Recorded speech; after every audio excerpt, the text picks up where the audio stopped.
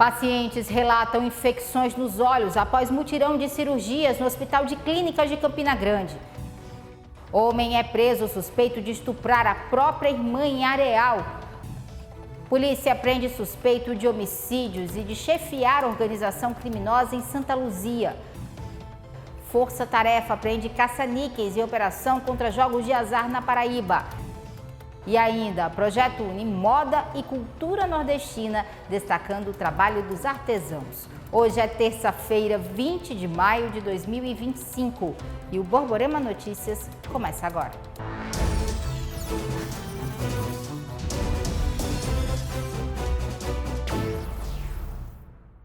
Olá, boa noite. A Secretaria de Saúde do Estado está investigando o que aconteceu durante o mutirão de procedimentos oftalmológicos no Hospital de Clínicas aqui de Campina Grande. Pelo menos 9 pacientes tiveram ocorrências graves no pós-operatório. A suspeita é que medicamentos vencidos tenham sido usados nos procedimentos. O que era para ser um procedimento para resolver o problema de visão da mãe de Adriana acabou se tornando um pesadelo. A idosa de 89 anos passou por uma pequena cirurgia no olho esquerdo no último dia 15 de maio. Dias depois vieram as complicações.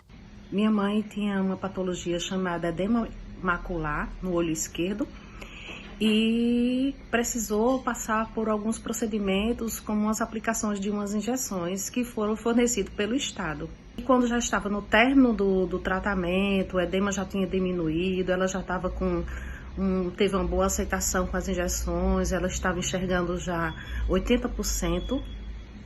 Foi agendado uma última aplicação no Hospital das Clínicas de Campina Grande. E ela foi feita essa aplicação no dia 15. No dia posterior, ela amanheceu com muita dor no olho, já sem enxergar nada. Ela disse que era muito escuro, não via nada e com muita dor. A idosa passou por um novo procedimento, mas ainda não se sabe se ela vai conseguir voltar a enxergar. Ela está fazendo tratamento nesse momento, né? Ontem ela passou por um procedimento cirúrgico e hoje ela voltou ao hospital para tratamento novamente, mas já de antemão a médica já falou que a porcentagem é muito pouca dela voltar a ver, né? A visão dela. Ao todo, 69 pacientes se submeteram a pequenas cirurgias oculares aqui no Hospital de Clínicas de Campina Grande na semana passada. Pelo menos 9 apresentaram problemas graves no pós-operatório.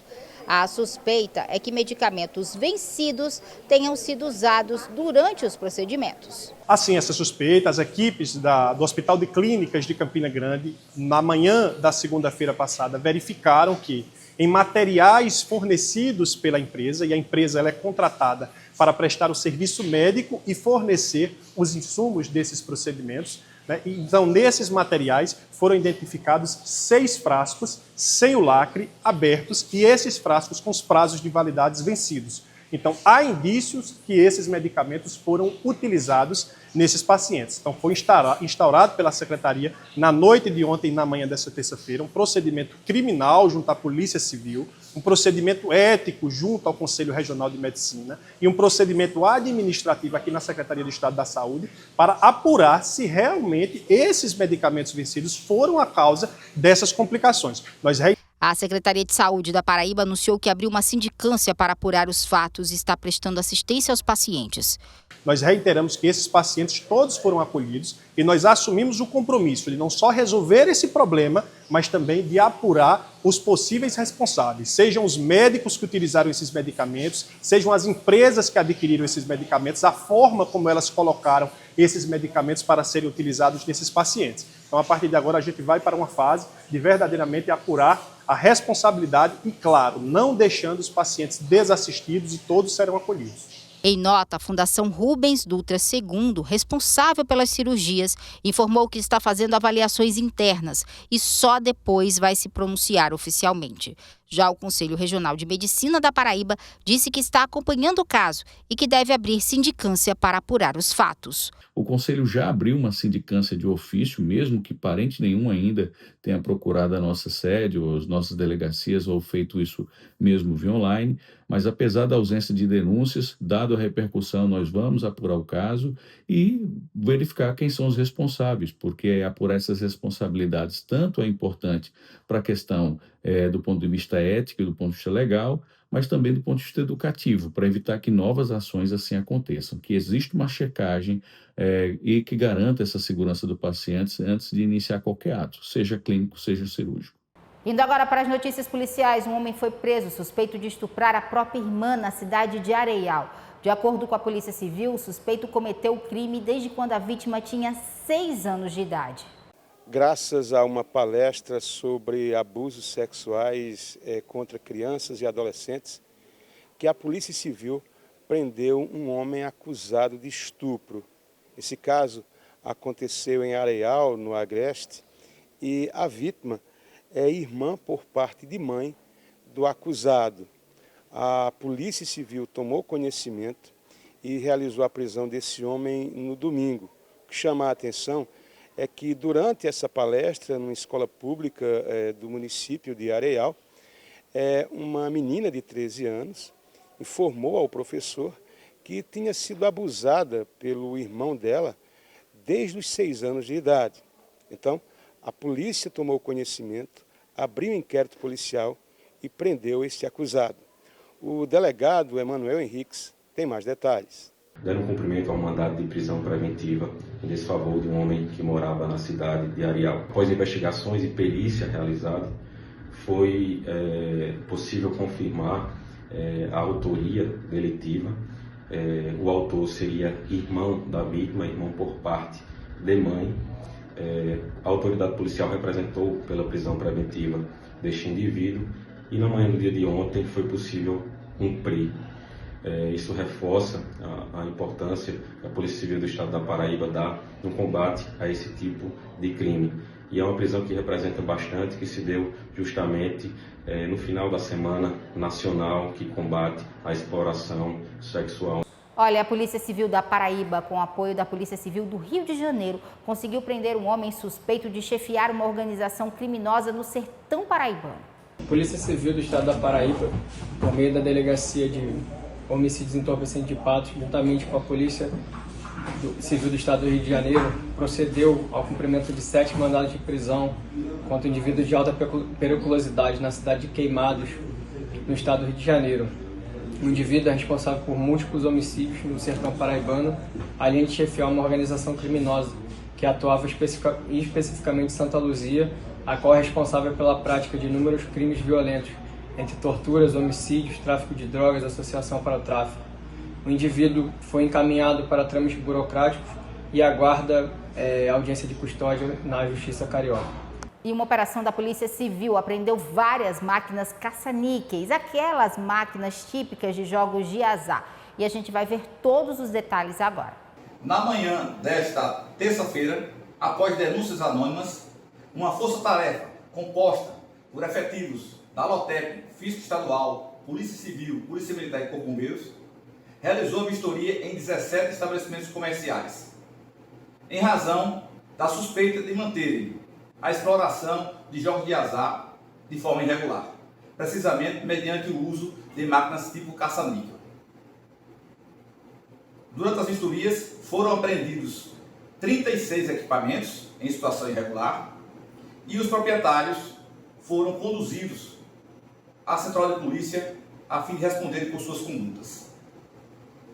Esta força-tarefa decorre da segunda fase da Operação Jogo Limpo, a qual tem por objetivo fiscalizar o uso de equipamentos em situação irregular, precisamente jogos eletrônicos com caça-níquel, fazendo com que essas pessoas respondam por suas condutas criminalmente e, ao mesmo tempo, orientar aqueles que têm interesse nesse segmento, buscar a LOTEP a fim de regularizar a sua situação, obtendo assim um alvará para a exploração dessa atividade.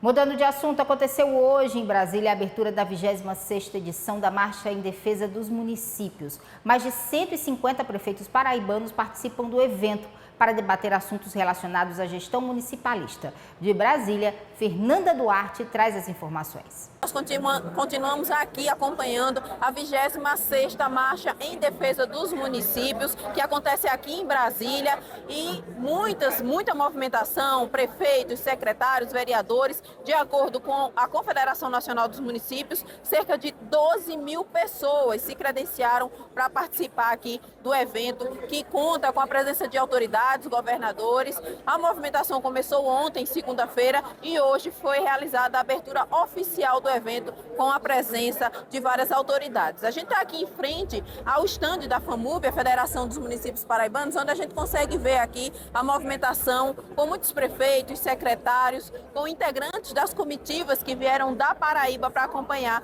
essa marcha, que esse ano vai discutir assuntos muito pontuais, como é o caso da reforma tributária, a gestão fiscal, a COP30 e também o municipalismo. E para isso, claro, esses prefeitos estão se reunindo, devem ter encontros também com a bancada federal para debater investimentos para o nosso estado.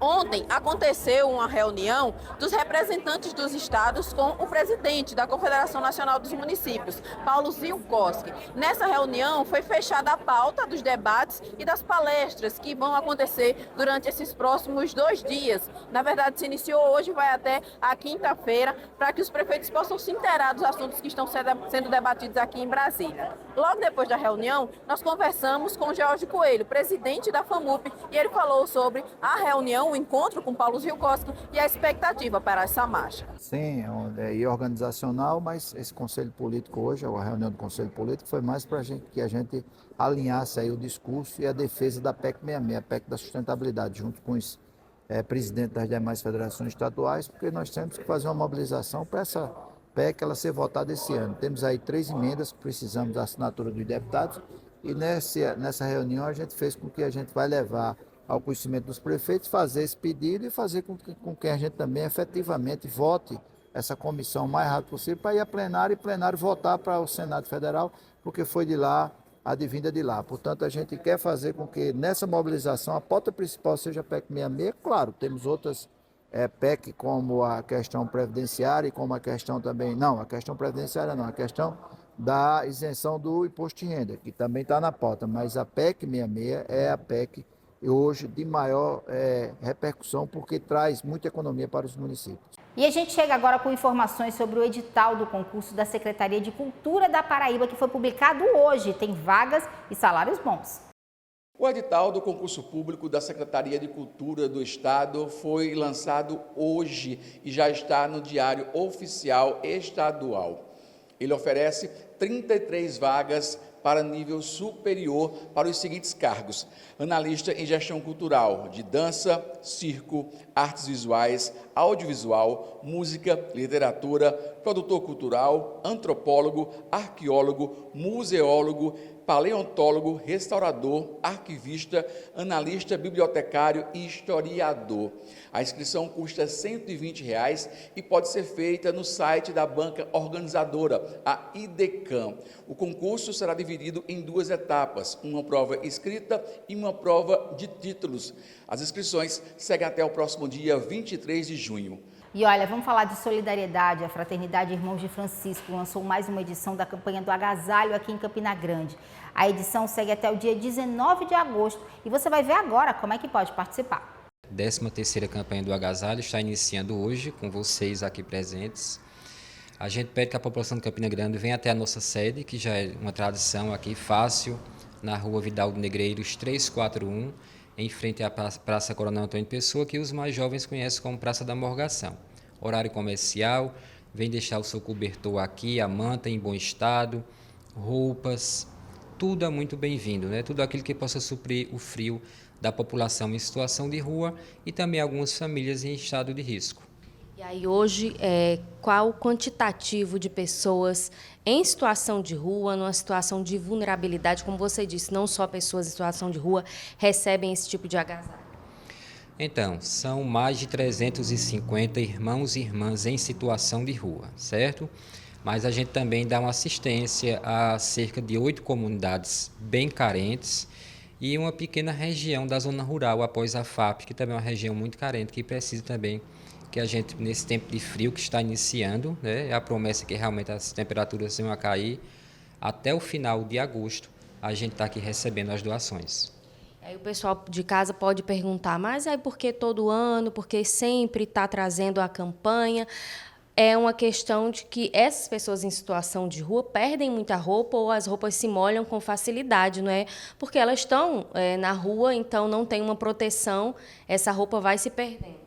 Então, a gente faz uma programação para que a partir de hoje, até o final de agosto, a população em situação de rua, cada irmão em situação de rua, receber de 3 a 4 cobertores durante esse período.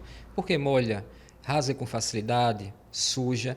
E realmente, Campina é muito frio, vai começar o clima gostoso do São João, mas é muito frio para quem mora e vive pelas ruas de Campina Grande, né? Então, até o final de agosto, não é fácil. A gente está sentindo o clima, a temperatura cair esses últimos dias em Campina Grande, então realmente é necessário.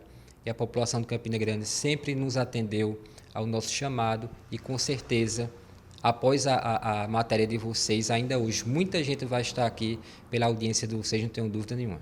E vale salientar que pode ser, no caso, por exemplo, de casacos, de qualquer tamanho, porque não são só os adultos, a gente vê mais adultos em situação de rua aqui em Campina Grande, mas, como você disse, muitas comunidades são atendidas pela fraternidade e aí tem muita criança também. Isso, são casas de taipa, né, que a gente também frequenta aqui algumas comunidades carentes, e muitas crianças, né, muitas crianças realmente que precisam estar agasalhadas, fazer a prevenção para que não venham adoecer ao longo do inverno. Gente, se tem uma coisa que a gente usa todo dia e não fica sem, é o WhatsApp, né? E o TIM Pré-Chip é o plano perfeito para quem gosta de um zap. Com o TIM Pré-Chip é assim, você tem o WhatsApp ilimitado para tudo o mês todo, mesmo se a recarga acabar. É isso mesmo, aproveita que está no início do mês e recarrega logo. Fazendo uma recarga de qualquer valor, você fica conectado até o final do mês. Dá para mandar mensagens, áudios, fazer chamadas de vídeo e muito mais. E você ainda tem muita internet para curtir. Com apenas R$30, você garante 16 GB de internet para aproveitar, sendo 4 GB exclusivos para as redes sociais. É por isso que o TIM Pré-Chip é o pré que todo mundo quer. Se você já é TIM, baixe o app Meu TIM e recarregue agora. Se você ainda não é, compre logo o seu TIM Chip e recarregue para aproveitar. TIM, surpreenda-se com a líder em 5G. A seguir, a gente mostra o lançamento de um projeto que vai unir moda e São João.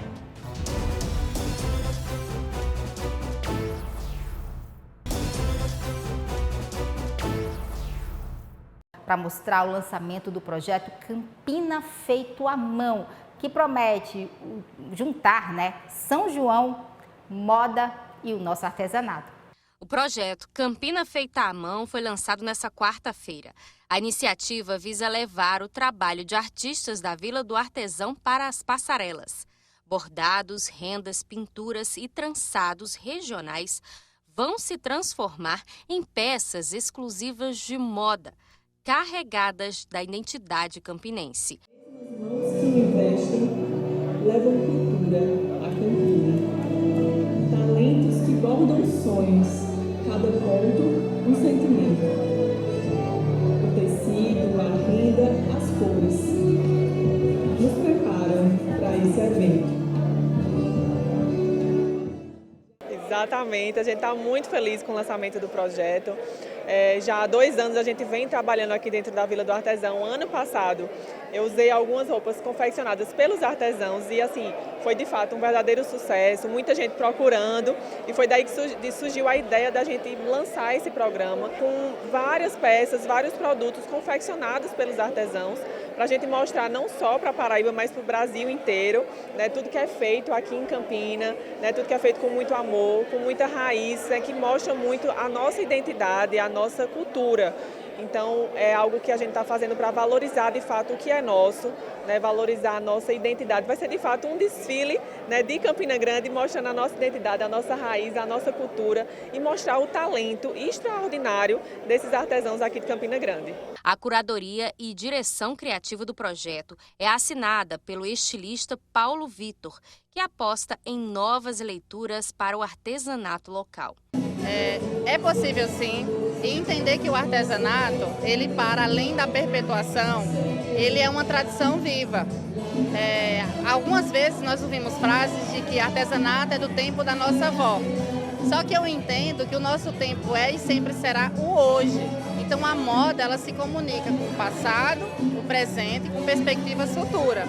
Então é possível sim usar o artesanato como instrumento de validação na moda, transformá-lo em vestuário e indumentária e estar muito bem vestido no maior seja no mundo. A artista plástica e artesã Carmen Sheila é uma das participantes do projeto. Ela ficou responsável por assinar a pintura de um vestido feito totalmente à mão, com traços que carregam as cores e a cultura da região. É um desafio, né? Transformar uma obra de arte minha, uma tela, né? A minha digital artística, ela vai ser transformada em um vestido. E isso, primeiramente, é muito bom. Você fica aí feliz com o convite. Depois vem e agora? Meu Deus! Mas quando a gente começa a pensar, analisar, as coisas vão fluindo e vai acontecendo naturalmente. As peças serão apresentadas durante um desfile na Pirâmide do Parque do Povo no dia 18 de junho. Já são mais de 50 peças em produção. O desfile vai ser em formato de show que vai unir dança, arte, como um todo. No caso, nós iremos unir a dança, a música e o vestuário. Ele será dividido em 3 atos e tendo como fio condutor do espetáculo as mãos. Porque uma coisa que eu sempre falo é que o artesão, ele em algum momento encontra num momento de solidão. Mas quando ele consegue ressignificar a sua jornada e ele entende que ele é a sua melhor companhia, ele deixa de ser artesão e vira artista. Porque o artesanato, em alguns momentos, entra em algumas pessoas como um momento de cura, de ocupação de tempo. Mas nós precisamos entender que Campina Grande é e sempre será um celeiro de grandes artistas. A proposta é fazer com que o desfile faça parte do calendário do maior São João do mundo, fazendo com que a moda produzida pelos artesãos da cidade vire tendência. E o Borborema Notícias vai ficando por aqui. Uma excelente noite para você. A gente volta a se encontrar amanhã. Até lá, boa noite.